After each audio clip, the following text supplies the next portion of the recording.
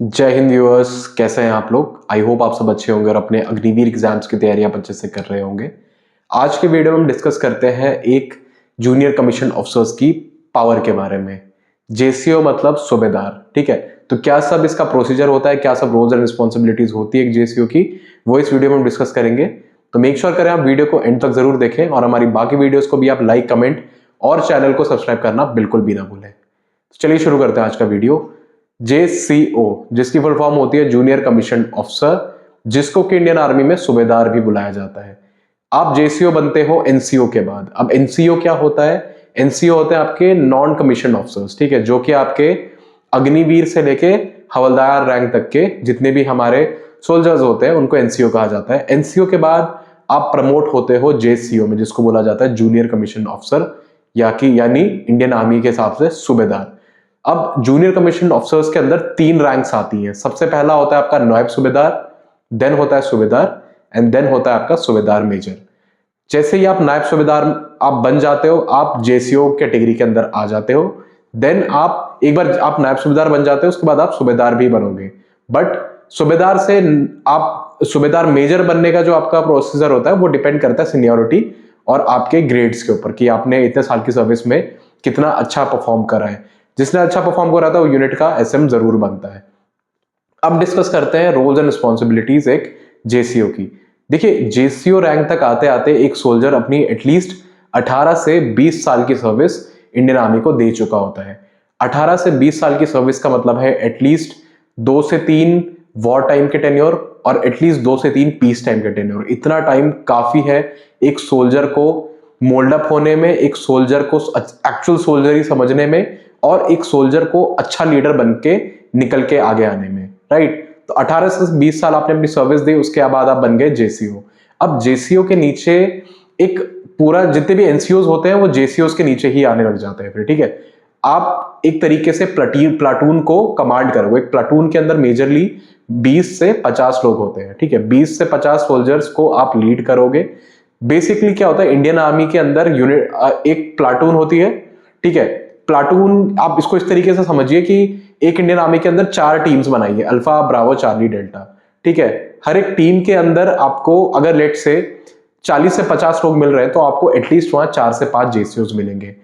Collectively एक Indian army की unit के अंदर 20 से 30 जेसीओज होते हैं। वो डिपेंड करता है कि नफरी कितनी है एक यूनिट के अंदर, राइट। अब बात करते हैं रोल्स एंड रिस्पॉन्सिबिलिटीज की। जैसे कि मैंने बताया आपको कि एक सूबेदार कोई जूनियर बंदा नहीं होता। एक सूबेदार वो सोल्जर होता है जो कि अपने 18 से 20 साल ऑलरेडी आर्मी को दे चुका है, तो उसको पता है कि लीडरशिप कैसे डेवलप करनी है यंग सोल्जर्स के अंदर। तो इनका सबसे पहला पॉइंटर यही बन जाता है कि लीडरशिप को डेवलप कराना अपने जूनियर्स के अंदर। देखिए, हमेशा तो एक सूबेदार नहीं रहेगा ना कभी तो उनको भी रिटायर होना पड़ेगा। तो अपने रिटायर होने से पहले वो और एनसीओज के अंदर से जेसीओज को निकाल के लेके आए, ठीक है। उनके जो एनसीओज जो कि काबिल हैं जेसीओ बनने के, उनको वो ढूंढ के लेके आए, उनको वो ट्रेन करे। ये इनका सबसे पहला रोल एंड रिस्पॉन्सिबिलिटी बनता है। दूसरा, ट्रूप्स की ट्रेनिंग। देखिए, अफसर बहुत ज्यादा ऑक्यूपाइड रहता है आर्मी में, इसी वजह से जितने जेसीओज होते हैं उनके ऊपर ये रिस्पॉन्सिबिलिटीज होती है कि अपने ट्रूप्स की प्रिपेयर्डनेस को, वॉर प्रिपेयर्डनेस को ये लोग बना के रखें, जिसमें कि आपका ट्रेनिंग भी एक फैक्टर आता है। तो ट्रेनिंग आपके ट्रूप्स की, आपकी टीम की अच्छे से हो रही है नहीं हो रही है, वो आप एज अ सूबेदार अपने सीनियर अधिकारी को बताते हो, ठीक है। तो आपके अंडर ये 2 रिस्पॉन्सिबिलिटीज हो गई। तीसरा हुआ welfare of your troops. Welfare of your troops का मतलब है कि क्या आपके जो ट्रूप्स, आपके नीचे टीम के जो ट्रूप्स हैं, एनसीओज हैं, उनको कोई दिक्कत तो नहीं आ रही है रहने में, उनका कोई शोषण तो नहीं हो रहा है, या फिर उनको कुछ मेंटल स्ट्रेस, फिजिकल स्ट्रेस तो नहीं जिस वजह से कि वो अपना 100% नहीं दे पा रहे हैं। तो ये चीज भी आपको समझनी होगी, बिकॉज एक सोल्जर का वेलफेयर दूसरा सोल्जर ही अच्छे से समझ पाएगा। नेक्स्ट है आपका मोराल। मोराल इंडियन आर्मी का हाई रहना बहुत जरूरी है, बिकॉज इंडियन आर्मी का मोराल अगर हाई नहीं रहेगा तो आई डोंट नो मतलब कैसे काम चलने वाला है। तो इस मोराल को हाई रखने की भी जिम्मेदारी होती है एक जूनियर कमीशन ऑफिसर की।